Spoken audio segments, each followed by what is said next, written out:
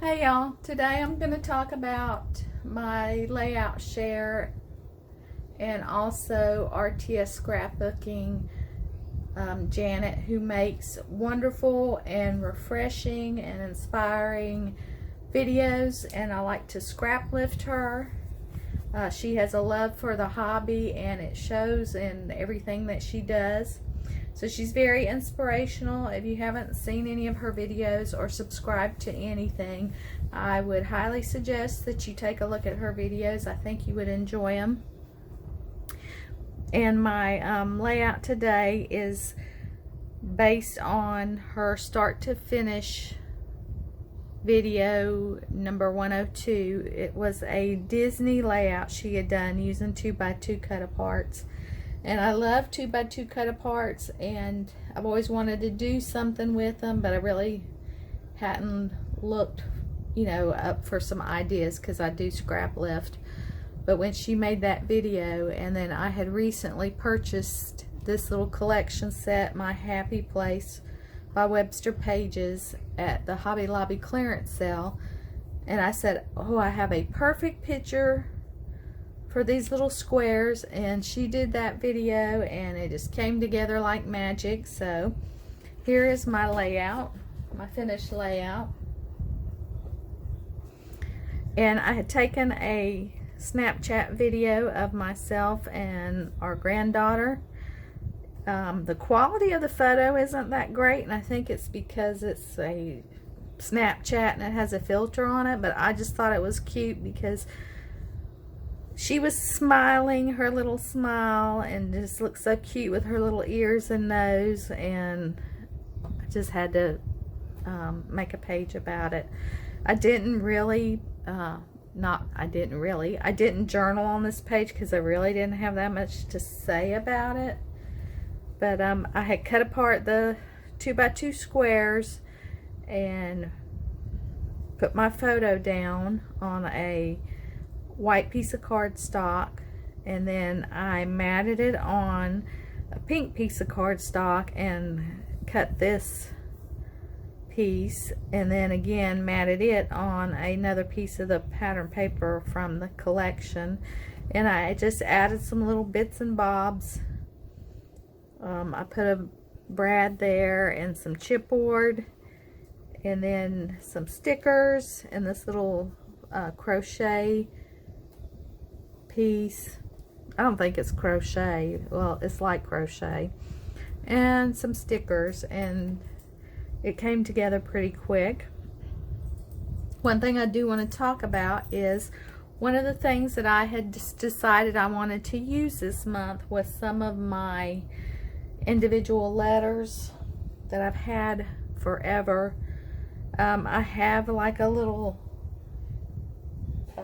I got it in the tool section. It's a little gizmo that you pull the drawers out of, and I labeled them with alphabet stickers. I'm trying to kind of hold it so they don't fall out, but this is like my G drawer, and then in here I have all my loose letters.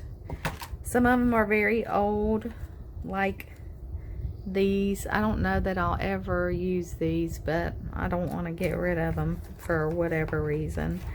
But I had gotten these right here was back from QVC and Lisa Burnson days, and there's all these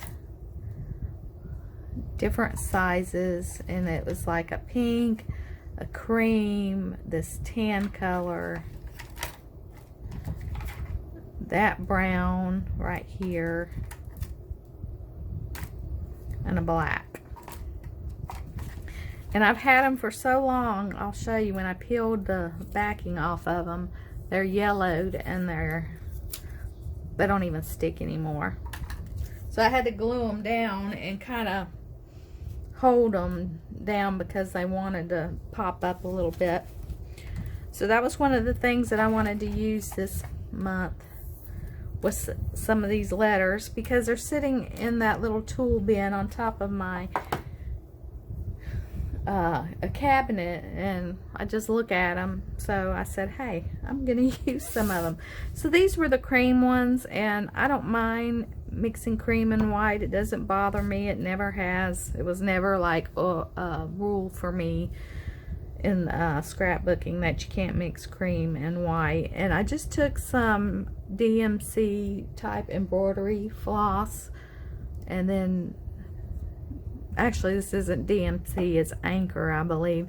My sister gave me a whole big ton of it. She's a math teacher, and I guess they had done some things with string art in the past with math, and they don't do that anymore. So she's like, do you want all this floss? And I said, heck yes. So I use it for my scrapbooking. I just put a little glue on the back and just wrapped some thread around like every third letter to give it a little pop, because I tried the pink and it just kind of washed in too much. The title didn't stand out as much. And then another thing I also pulled from, which is something that I also learned from Janet, is I'm working on this. It is a long-term work in progress, but it's using the color binders, and she has videos regarding that. And I'm going to tell you, this really has helped me. I'm pulling from them. I'm using stickers that I probably would have never used, because I'd have to look, you know, flip through all my stickers. So a lot of them that are kind of odds and ends, or I don't have in a kit, because I do kits. Well, I used to do kits, and I keep those. Let me grab one. I keep those together. So if there's stickers in here, they stay in here until I break apart the kit. But when you buy those odds and ends, like at Tuesday morning or something like that, or you have a few stickers left on a sheet, that's what I'm planning on doing, is putting them in a binder. I do have some that I'm working on by company that I am putting in this little bin that goes, it's a companion cart from Totally Tiffany. So if it's like the whole sheet, I'm keeping those together, and I'll probably keep them together until they start, you know, getting thinned out, and then I'll move them into a sticker binder. Like I said, it's a long-term project, but you can look at her videos. But I'm telling you, it really has worked for me. I've got my stickers, and then here's some die cuts. And then here's my chipboard that I've started doing. These come off of those 12 by 12 chipboard sheets. That's where most of those come from. So this has really been working for me. So if you are thinking about doing that, if you watch her videos and you think about doing that, I'm a fan for it, because there are just some things I would have, like, I never would have found that little bird, because I wouldn't have took the time to flip through all of my stickers to find a pink bird. So it being in my pink binder, you just open it up and there's your pink. I've always done the color drawers where I have some embellishments sorted by colors. So it really does make sense to have it for your stickers and embellishment. I mean, your stickers, your die cuts, and your chipboard. If you like the whole idea of a color drawer and you do that, I think you would like going to that binder method.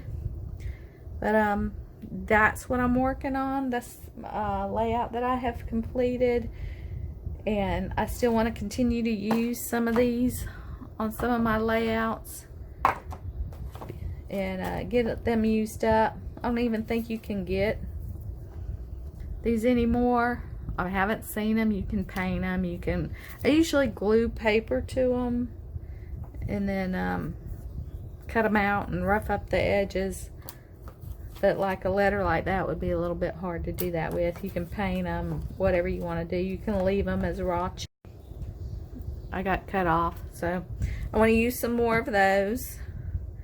And that's it. That's my layout share for today. And thank you for watching. And check out RTS Scrapbooking. Bye.